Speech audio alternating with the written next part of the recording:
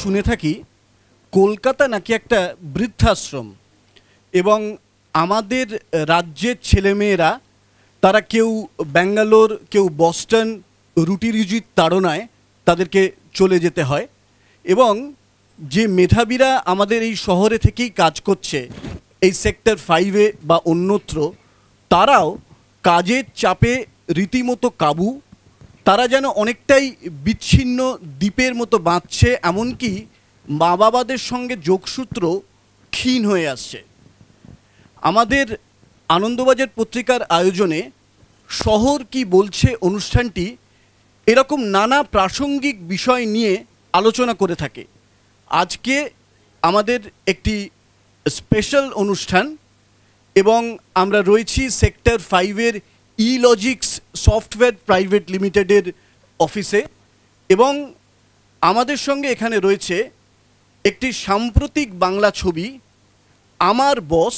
সেই আমার বসের কলাকুশলীরা শিবপ্রসাদ নন্দিতা রায়ের পরিচালনায় আমার বস ছবি, এই আমার বস ছবিটি এই ওয়ার্ক লাইফ ব্যালেন্স বিষয়টার ওপরেই টাচ করার চেষ্টা করেছে এবং আমাদের মধ্যে এখানে রয়েছে শিবপ্রসাদ, নমস্কার, সৌরসেনী, নমস্কার, শ্রাবন্তী, নমস্কার, এবং ঐশ্বর্য। তো আমরা এই আলোচনায় ঢুকে পড়ব যে আজকের দিনে কিভাবে এই ওয়ার্ক লাইফ ব্যালেন্স করতে হয় আমাদের। আমি প্রথমেই একটু ছবির কনটেক্সটে চলে যাই। আমি শিবপ্রসাদের সঙ্গে আলোচনাটা শুরু করছি যে আমার বস ছবিটি এটি কিভাবে এই আমাদের আজকের যেই জটিল পেশাগত জীবন এবং সেখানে জীবন এবং জীবিকার সঙ্গে যোগাযোগ রাখা এবং মা বাবার সঙ্গে ঠিকঠাক করে সম্পর্ক রাখা, এগুলো কি করে, এটা কিভাবে ব্যালেন্স করা হচ্ছে, এটা ছবিটা কিভাবে এই বিষয়টাকে ধরার চেষ্টা করেছে। ওকে, প্রথমেই আমি ধন্যবাদ জানাবো আনন্দবাজার পত্রিকাকে, ধন্যবাদ জানাবো ইলজিক্স এই কোম্পানির সমস্ত সদস্য যারা এখানে রয়েছেন, যারা কাজ করেন, যারা এখানকার স্টাফ, যারা প্রত্যেকটা মানুষ যারা রয়েছেন তাদেরকে অজস্র ধন্যবাদ। এখানকার যিনি সিইও প্রধান তাকেও ধন্যবাদ জানাবো, তিনি সুযোগ করে দিয়েছেন আমাদেরকে এখানে আসবার এবং আপনাদের সঙ্গে একটা যোগাযোগ বা কথোপকথনের জায়গা তৈরি করবার জন্য। আর ধন্যবাদ জানাবো যে সমস্ত বাড়ির মানুষরা আজকে এখানে এসছেন তাদের সকলকে।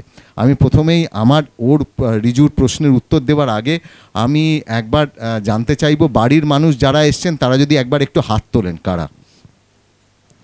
আচ্ছা, শুধু একটা কথা জানতে চাইবো, সেটা হচ্ছে ছেলের সঙ্গে, ছেলে না মেয়ে আপনার এখানে কাজ করে?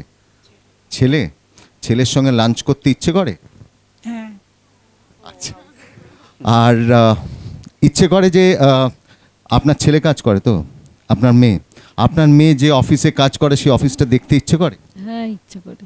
জানতে চান যে তার বন্ধু কারা? হ্যাঁ। আর আমাকে একবার একটুখানি বলুন তো যে কতবার এই কথাটা শুনেছেন যে আপনি যখন ফোন করেছেন আর আপনার ছেলে এবং মেয়ে বলেছে মা আমি মিটিংয়ে আছি, পরে কথা বলছি, তাই না? আর তারপর সেই ফোনটা আর আসে না? না না, আসে পরে বলে মেসেজে আসে, হয়তো সেই সময় সে ব্যস্ত, সেই সময় বললো না, কিন্তু মেসেজ এটা বলাই আছে। এক্স্যাক্টলি। আর কখনো কি কোনো সময় ইচ্ছে হয়েছে যে ছেলে যে মিটিংটা করছে বা মেয়ে যে মিটিংটা করছে সেই মিটিংটা একটু থাকতে ইচ্ছে করেছে? হ্যাঁ, অনেক সময় ইচ্ছে হয়। কি এমন মিটিং করছে সেই মিটিংটা জানতে চায়, কি এমন মিটিং যে আমার ফোনটা নিতে পারছে না, তাই না? না, সেটা অবভিয়াসলি সেটা আবার পরে কল ব্যাক করে ছেলে, কিন্তু সেই সময় বলে একটা মিটিংয়ে আছে। তো এই সবই কিন্তু আমার বসের মধ্যেও রয়েছে। আমার বসটা একটা কল্পনার ইচ্ছে মা বাবাদের, যে যদি সেই অফিসে মা বা বাবা এসে যদি কাজ করতে পারতো। তো এখানে এই সিনেমায় রাখি গুলজার অভিনয় করেছেন, তো ওই ছেলের চরিত্রে আমি অভিনয় করেছি। আর হঠাৎই দেখলাম যে আমার অফিসে আমার মা এসে বললেন যে আমার মা, তিনি ধরে নিন আপনি বললেন আপনার ছেলের অফিসে আপনি চাকরি করবেন, মনে হচ্ছে আপনি বাড়িতে একা থাকতে আর ভাল লাগছে না, এবার হয় আমি অন্য জায়গায় চলে যাব, না হলে আমি তোমার অফিসে যাব, আমি থাকবো তোমার সাথে, তাই না? ইচ্ছে করছে আমি তোমার সাথে থাকবো, দেখবো কি আছে। এমন হতে পারে যে দুপুরবেলা আমরা একসাথে বসে লাঞ্চ করব, তারপর তোর যখন হয়ে যাবে, আমি তোকে বিরক্ত করবো না, তোর যখন হয়ে যাবে তখন আমি একসাথে বাড়ি ফিরবো আমরা, তাই তো? সেরকমই তো হবে। ঠিক এরকমই একটা জায়গা। কিন্তু যখন সে অফিস করবে তখন আপনি থাকবেন কোথায়? অফিসে তো জায়গা নেই। তাহলে যদি এরকম একটা জায়গা তৈরি করা যায় যেটা সিনিয়র সিটিজেনদের জন্য একটা ডে কেয়ারের মতো হবে, যেরকম বাচ্চাদের ক্রেশ থাকে, তাহলে সেই রকম একটা জায়গা থাকবে। সেখানে আপনি টিভি দেখতে পারবেন, আপনি থাকতে পারবেন, আপনি কফি খেতে পারবেন, আপনি যা খুশি করতে। নতুন আপনার বন্ধু থাকলো, আপনার মনে হলো সপ্তাহে রোজ এলেন না, 2 দিন এলেন, 3 দিন এলেন, আপনি মনে হলো যে আপনি গেম খেলবেন, আপনি গেম খেলতে পারেন। আপনি হোয়াটসঅ্যাপ করে দিলেন, ছেলে চলে এলো, দুপুরবেলা একটু লাঞ্চ করে নিলেন, তারপর আবার ছেলে অফিসে চলে গেল, এরম হতে পারে। আবার বিকেলবেলা একসঙ্গে ফিরলেন।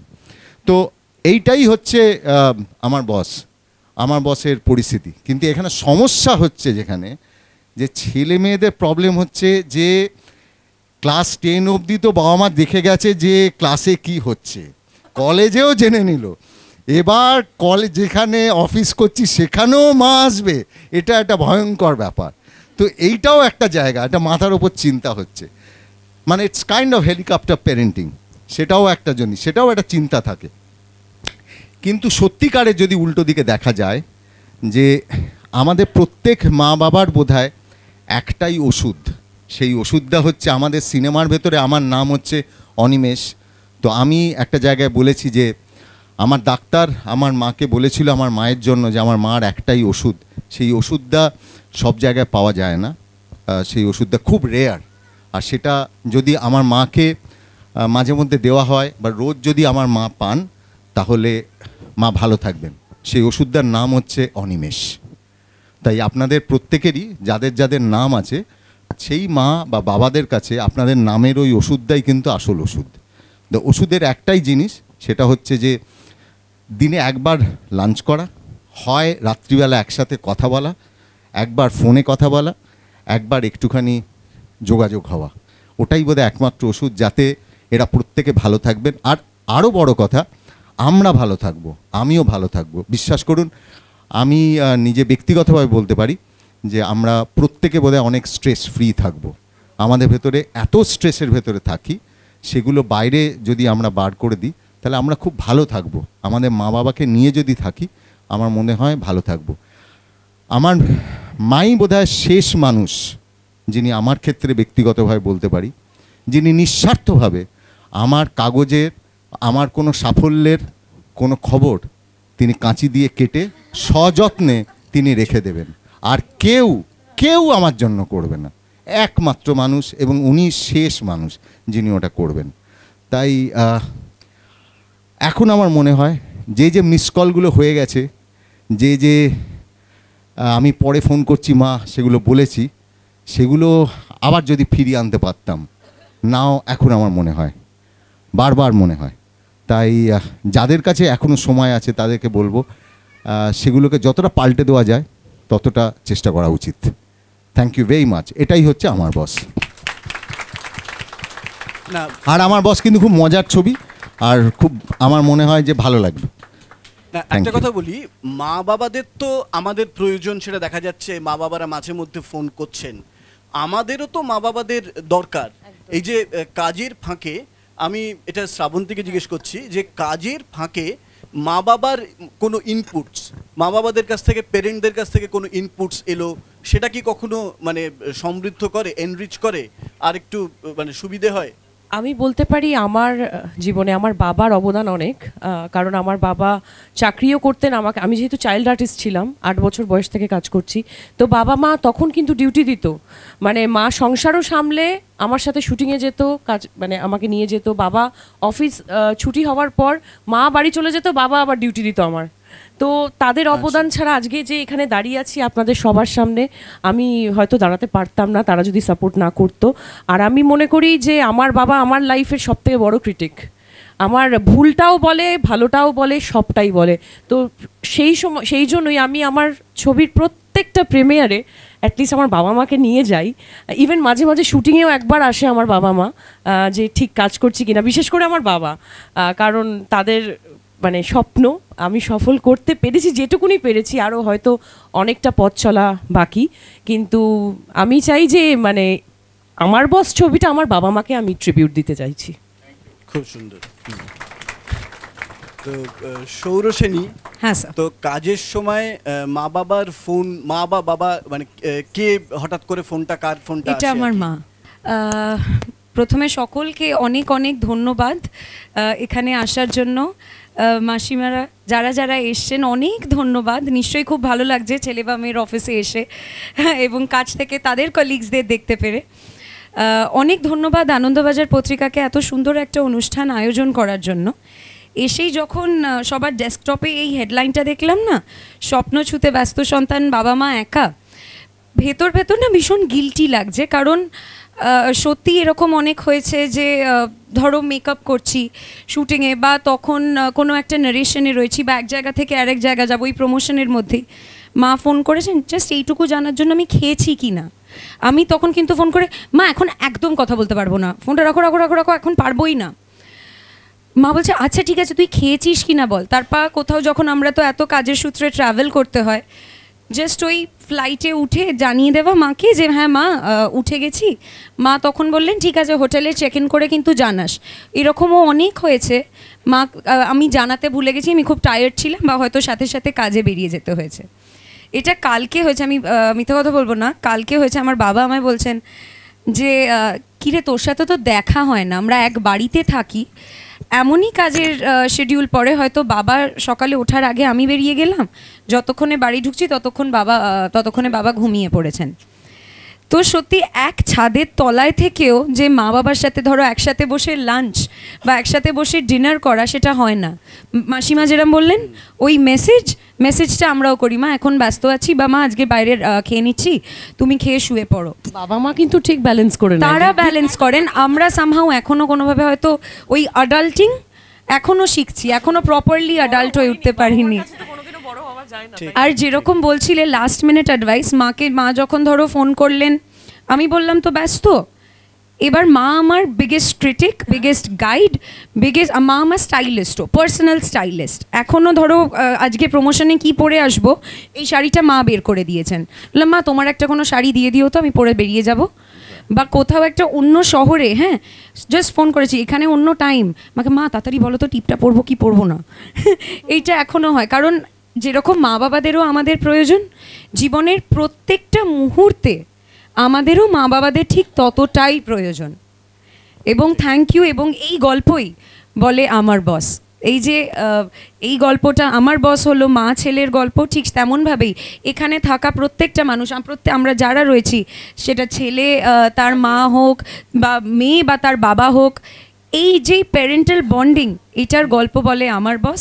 তাছাড়াও আমার বসে আরও অনেক ইনগ্রিডিয়েন্টস রয়েছে, ড্রামা রয়েছে, রোম্যান্স আছে, অনেক আনন্দ আছে, অনেক মজা আছে, আর হ্যাঁ টক্সিক বসের গল্পও আছে, সেটা আপনারা দেখতে পাবেন এই 9th মে।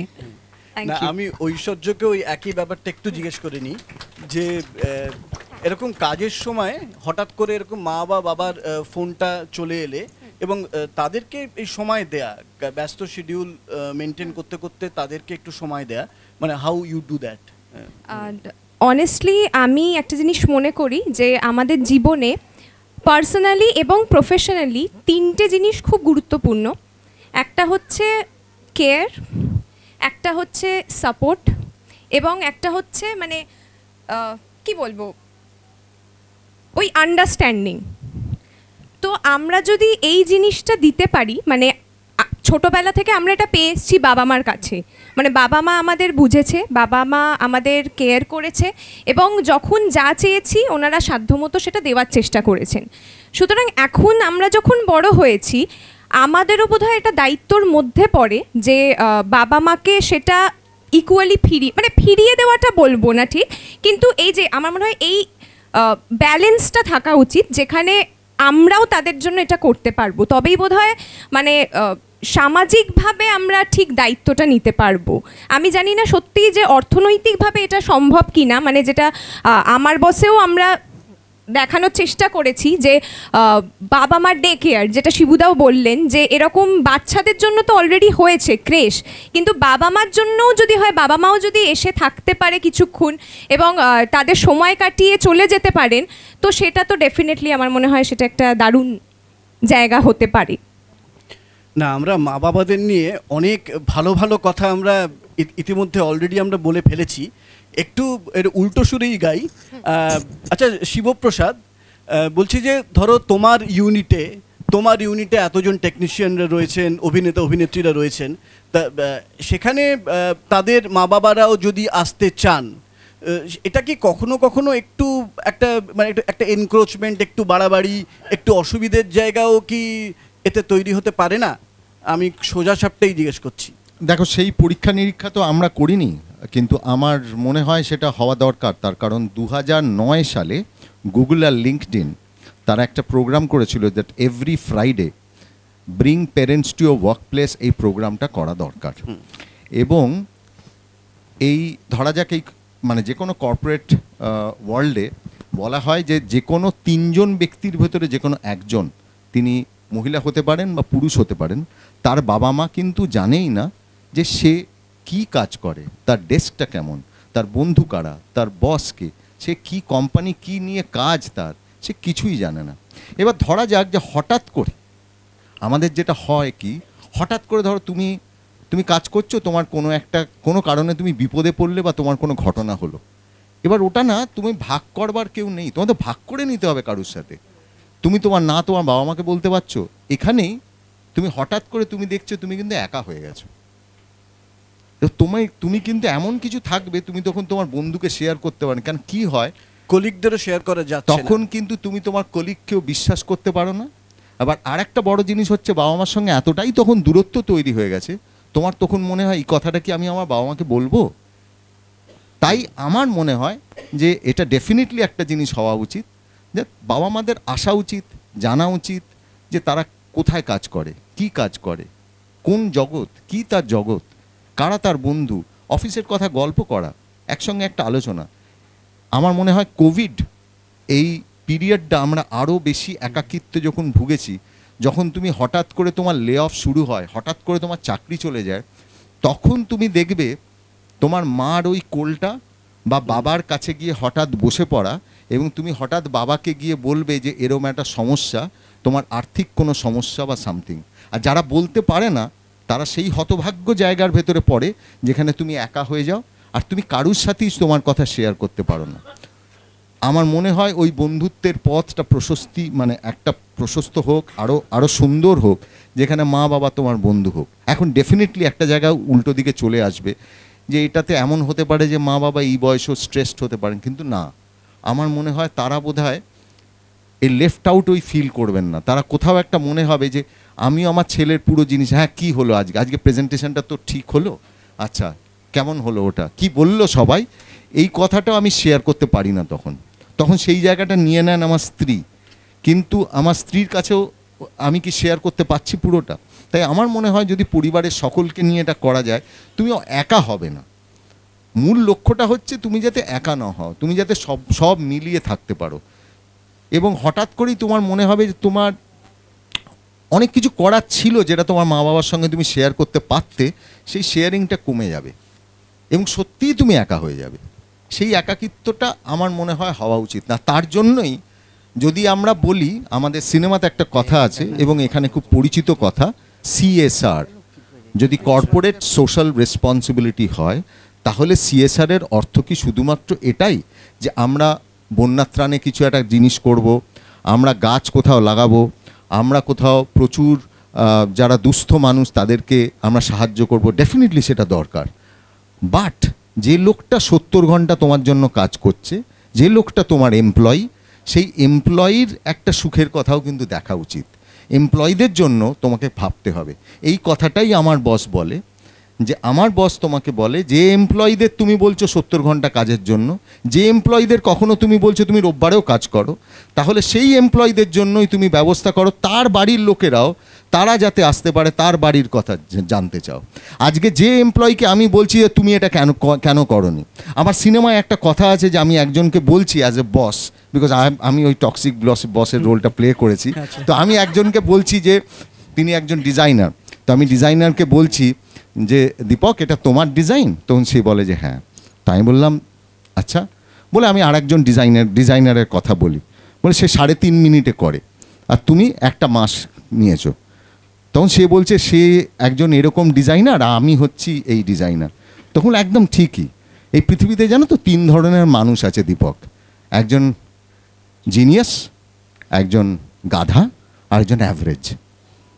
তুমি অ্যাভারেজ দীপক, আর তোমার এই অ্যাভারেজ পারফরমেন্সের জন্য আমার কোম্পানি দিন দিন অ্যাভারেজ হয়ে যাচ্ছে।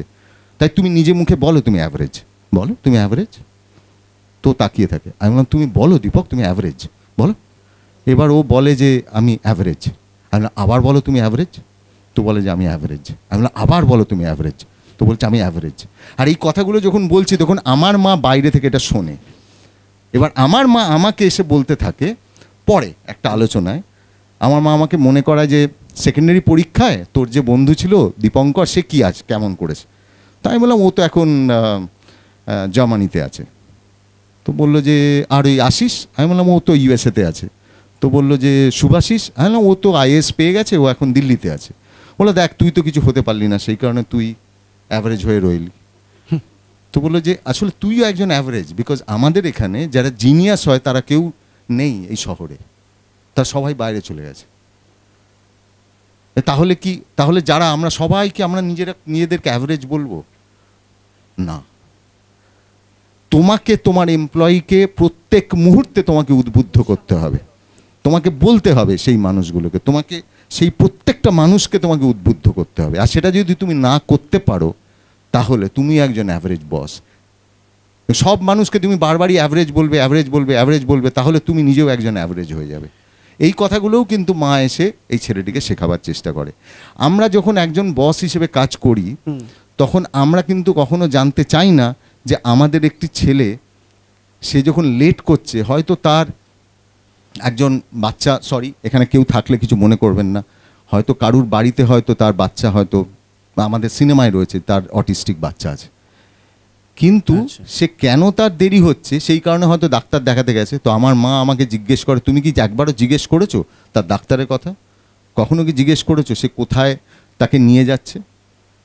তো ওই কারণেই সিনেমার ভেতরে একটা কথা আছে, তুমি একটা এমপ্লয়ির কাছ থেকে কাজ বুঝবে আর তার মনটা বুঝবে না। তো দিস ইজ অল অ্যাবাউট। হ্যাঁ, মানে এই যে এমপ্লয়ীদের মধ্যেও বিভিন্ন রকমের এমপ্লয়ি রয়েছে, তাদের এফিসিয়েন্সি লেভেলও হয়তো অ্যাপারেন্টলি ভ্যারি করে। মানে এই ছবিটা কি সেই ডাইভার্সিটির জায়গাটা, আমাদের ওয়ার্ক প্লেসে তো এক ধরনের একটা বৈচিত্র্য আছে, বিভিন্ন রকমের এমপ্লয়ি, তাদের দক্ষতার মাপকাঠি আলাদা। এই সবার প্রতি মানে আসলে আমরা যদিও আজকের আলোচনাটা বলছি যে যে আমাদের মায়েরা মানে বাবা মারা স্বপ্ন ছুঁতে ব্যস্ত সন্তান, মা বাবা একা, কিন্তু আসলে বোধহয় একটা এমপ্যাথির কথাই বলা হচ্ছে, মানে এটার মধ্যে মানে আমাদের সিনেমার ভেতরে এটাও একটা জায়গা রয়েছে যে একটি এমপ্লয়ির সঙ্গে যখন তার বসের কথোপকথন হচ্ছে তখন তার মাও সেই কথাটা শুনতে পায় এবং তার মা এসে বলে তোকে এইভাবে যে অপমান করে আর তুই মুখ বুজে এটা সহ্য করলি, এটা আমার বুকটা ফেটে গেল। আমাদের বাবা মারা কেউ জানে না যে একটা ছেলে, সেই কারণেই এই দূরত্বটা, আমাদের বাবা মারা কেউ জানে না যে একটা ছেলে যখন সে কাজ করছে তখন কোনো কারণে তাকে যখন অন্য আরেকজনের সঙ্গে তুলনা করে কোনো কথা বলা হয় তার কি জায়গায় তার অপমানটা হচ্ছে, এবং তার মা বাবা যখন সেটা জানতে পারে তখন তারা বুঝতে পারে যে ওই ছেলেটা বা ওই মেয়েটার ভেতরে কি প্রেশার আসছে। মানে বাঙালির যে একটা ইমেজ আছে, অনেক সময় একটু আওয়াজ দিয়ে বলা হয় যে মানে মামাস বয় বলা হয়, সেটা বোধহয় আসলে খুব পুরোপুরি খারাপ নয় ব্যাপারটা, নাকি? মানে এরকম কিছু মেসেজ উঠে আসছে কি না? আমার মনে হয় যে কারণে গুগল আর লিঙ্কডইন 2009-তে এই প্রোগ্রামটা করতে চেয়েছিল রিজু, তার কারণ কর্পোরেট ওয়ার্ল্ডের যে অমানবিক জায়গাটা রয়েছে সেটাকে আরও মানবিক করে তোলা উচিত। যতদিন নয় মানবিক জায়গাটা আসবে ততদিন এই কর্পোরেট ওয়ার্ল্ডে মানুষ আত্মহননের শিকার হয়, সেই কারণে তাদের স্ট্রেস অনেক বেশি হয়, আর সেই কারণেই তাদের মায়ের কোলটা দরকার, সেই কারণে বাবার স্নেহটা দরকার, সেই কারণেই মা বাবাকে আগলে রেখে এই পরিবারটা, এই কর্পোরেট জগৎটাও কিন্তু একটা পরিবার। এতটা ভয়ঙ্কর যদি করে তোলা হয় যে তোমাকে শুধুই কাজ বুঝবো আর কাজ পারফর্ম না করলে তোমাকে আমি হিট করব, এটা হলে কিন্তু হবে না। আর সেখানেই মায়েদের দরকার, সেখানেই বাবাদের দরকার। আমার একটু আলোচনাটায় ঢুকতে সুবিধে হবে, তুমি যেরকম টক্সিক বসের রোল প্লে করেছো, ছবিটাতে এখানে এই যে সৌরসেনী, শ্রাবন্তী, ঐশ্বর্য, তাদের রোলটা কি ধাঁচের আর কি, তাদের ব্যাপারটা একটু ছোট করে যদি বুঝিয়ে দেওয়া যায়। আমার মনে হয় এখানে সবাই যেরকম যেভাবে থাকেন ঠিক সেইভাবে। আমি শুধু একটা জিনিস জানতে চাইবো, সবাই কাজ করে। হ্যাঁ, আমি শুধু এখানে শুধু সবার কাছে জানতে চাইবো আপনাদের অফিস কখন শুরু হয় আর কখন শেষ হয়? কখন শুরু হয়? সকাল 10টা। আর কখন শেষ হয়? সকাল। কখন শেষ হয়? হ্যাঁ, 6:30। এবার এটা যেরকম একটা কাজের জগৎ, আমি আপনাদেরকে বলি আমাদের কাজের একটা জগতের জিনিস, আমাদের কাজের আবার একটা, আমাদের কাগজের একটা জগৎ বলছি, যেমন ওর কাজের জগতের একটা জগৎ আছে। ধরুন আমি রিসেন্টলি রক্তবীজ 2 বলে একটা সিনেমা করেছি, তাতে আমি 28 ঘন্টা শুটিং করেছি, 28 আওয়ার্স। মানে আমার shooting at a time constant shooting করে গেছি 28 ঘন্টা। তো এটাও আমাদের জগৎ হয়। যেমন আমি বলছি যে শ্রাবন্তী, সৌরসেনী, ঐশ্বর্য, এদের জীবনেও অন্য ধরনের আর এক শুটিং হয় কীরকম। ধরা যাক তারা সকালবেলা একটা শুটিং করলো, সেটা ধরুন সকাল 6টার থেকে, কখনো সকাল 6টার থেকে কল টাইম হলো। সকাল 6টায় যদি কল টাইম হয় তাহলে মেকআপ কল টাইম কিন্তু ভোর 4টের সময় হয়। 6টায় ফার্স্ট শট দিতে গেলে 4টের সময় মেকআপ কল টাইম হয়। তো এবার সেখানে ওরা রেডি হলো, তারপর 6টার সময় শুটিং করলো। শুটিং করে ধরুন আপনাদের মতোই শুটিংয়ে 7টার ভেতরে শেষ হয়ে গেল।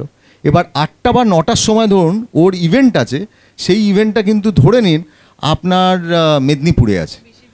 এবার সেটায় তখন আর ওই টাইম পায় না, তখন কিন্তু রাস্তায় যেতে যেতে মেকআপ করতে করতে যাচ্ছে। এবার সেখানে কিন্তু টাইমে না পৌঁছলে যেটা সমস্যা হয় যে সেখানে কিন্তু আগুন লেগে যাবে স্টেজে, সেই কারণে ও সেখানে দৌড়তে থাকছে। আমি ওকে বহুবার দেখেছি এইরকম পরিস্থিতির ভেতরে, সেখানে সে মেকআপ করে ওখানে গিয়ে দৌড়লো, দৌড়ে মেদিনীপুরে শো করে আবার যখন ফিরে আসছে তখন কিন্তু রাত্রি 2টো, তার মানে কিন্তু আবার 3টের সময় ওর কল টাইম সেদিনকে। সো 1 ঘন্টা যা হোক করে ঘুমিয়ে, মানে এই যেটা দাঁড়ালো 3টের সময় আবার কল টাইমে চলে এলো। তো দিস ইজ অলসো একটা জায়গা। এক্স্যাক্টলি তাই আমার মনে হয় রিজু বা অনিন্দ যারা রিপোর্টিং বা আনন্দবাজারের বা যারা কাগজের জগতে রয়েছে রিপোর্টার, তাদের অনেক সময় ঘুম হয় না, কোনো কিছু কভার করতে হবে, তো সেখানে আপনাকে ওয়েট করতে রয়েছে আপনাকে একটা নিউজের জন্য, তা আপনি ওয়েট করে রয়েছেন যে ওই নিউজটা আপনি পাবেন বলে। তো সেখানে আপনি ঘুমোলে কিন্তু আপনার নিউজটা বেরিয়ে যাবে। হয়তো যে নিউজ ফটোগ্রাফার আছে সে হয়তো একটা পার্টিকুলার ছবির জন্য ওয়েট করে আছে এবং ওই ছবিটার জন্য ওকে জেগেই থাকতে হবে, এবং ও যদি এক মুহূর্ত যদি ভুলে যায় যে ওইটা ওর যদি ভুলে যায় আর একজন ওই ছবিটা পেয়ে যাবে, তাহলে কিন্তু ওর ওই মুহূর্তটা চলে যাবে।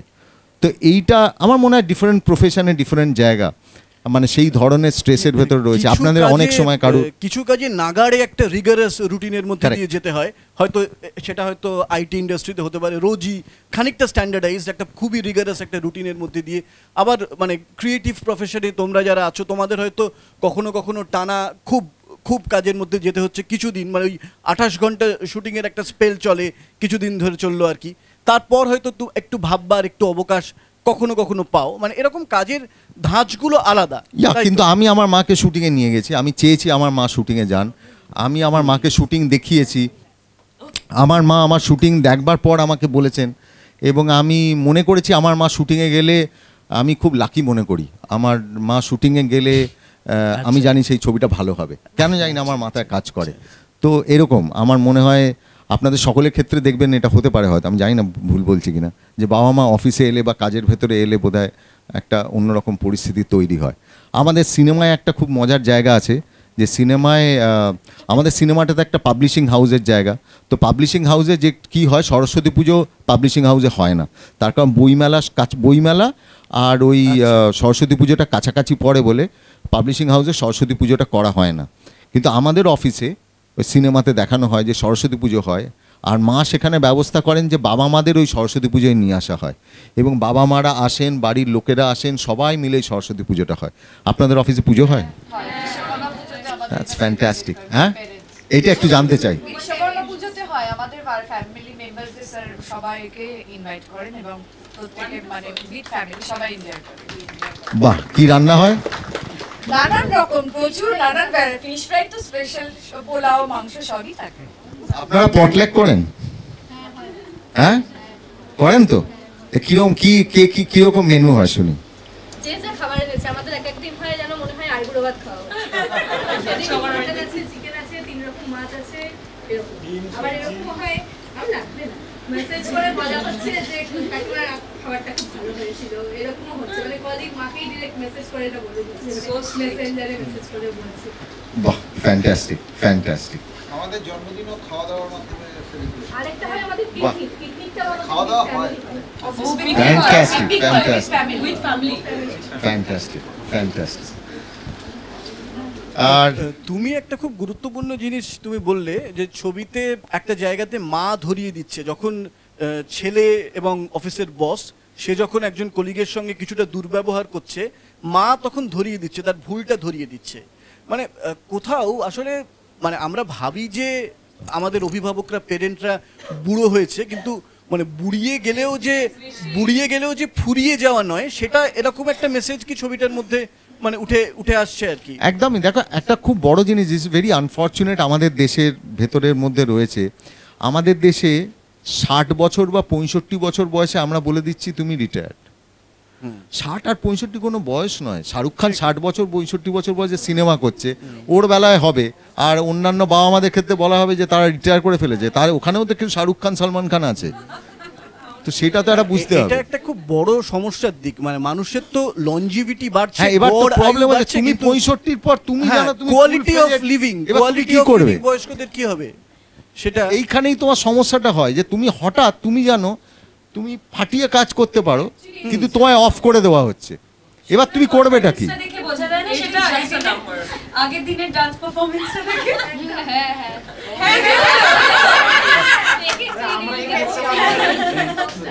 আর বাকিরা কথা বল। না একদমই, আমার চরিত্রের নাম হচ্ছে মৌসুমী, আর আমি এই টক্সিক বসের বেটার হাফ।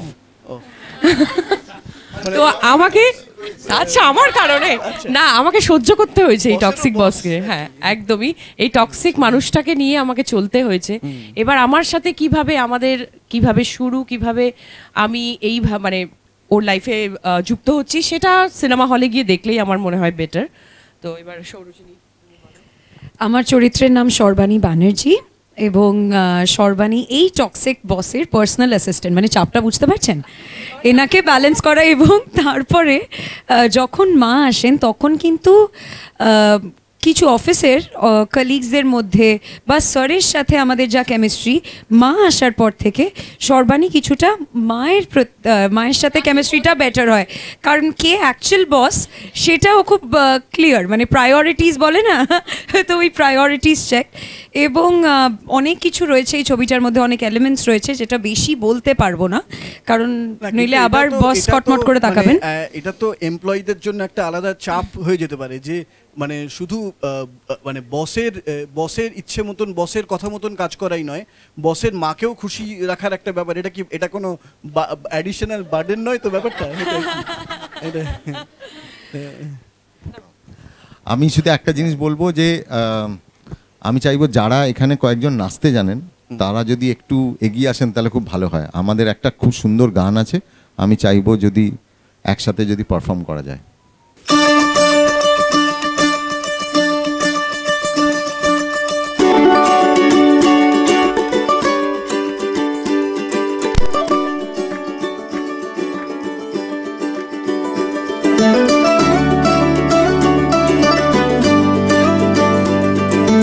যাদের হাতে মোবাইল নেই তারা ক্ল্যাপ করবেন।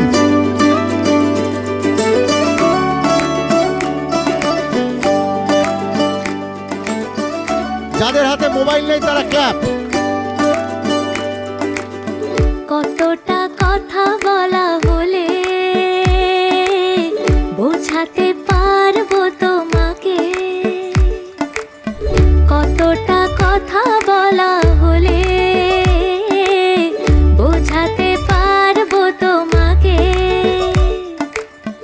আমিও ভয়ে ভয়ে জোছনা ছুঁয়ে দিতে চাই, যা কিছু হয়েছে শুরু এখন কিভাবে থামাই। তবে কি রং লেগে গেল আমার চোখের পাতায়,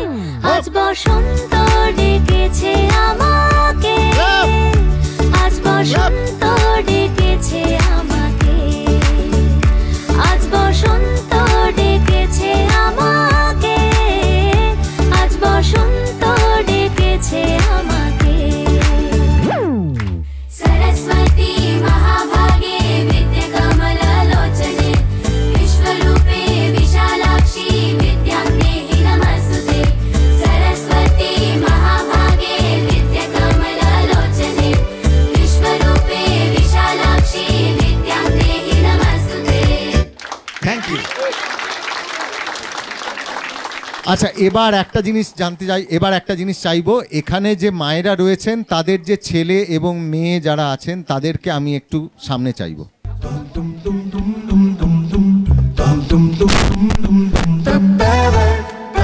তোমার স্নেহের স্পর্শ আমার জীবন পূর্ণতা পার জানি, চোখের আড়াশ নিতে পারি না, তোমার হাত আমি ছাড়ি না। আমাকে বলেছিলে সেদিন বড় হওয়া ভীষণ কঠিন, আমার যা কিছু তোমারই তো সব, তোমাকে ছাড়া আমি অসম্ভব। আমি আছি তোমার পাশে সারাক্ষণ, আমি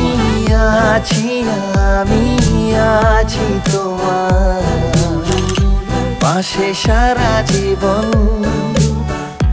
Don't worry, Baba, don't worry, Ma.